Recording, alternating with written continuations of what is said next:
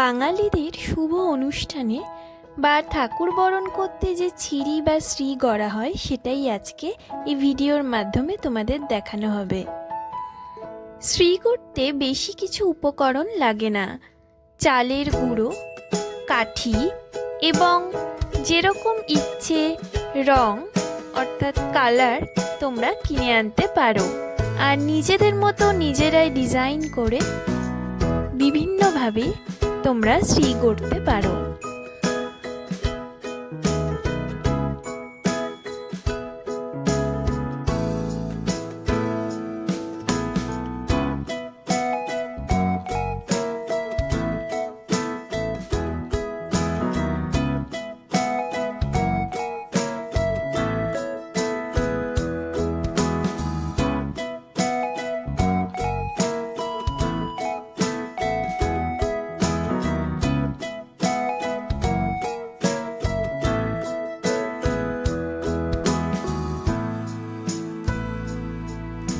বন্ধুরা, তোমাদের যদি এই ভিডিওটা ভালো লেগে থাকে তাহলে অবশ্যই লাইক করো, কমেন্ট করে জানিও কেমন লাগলো।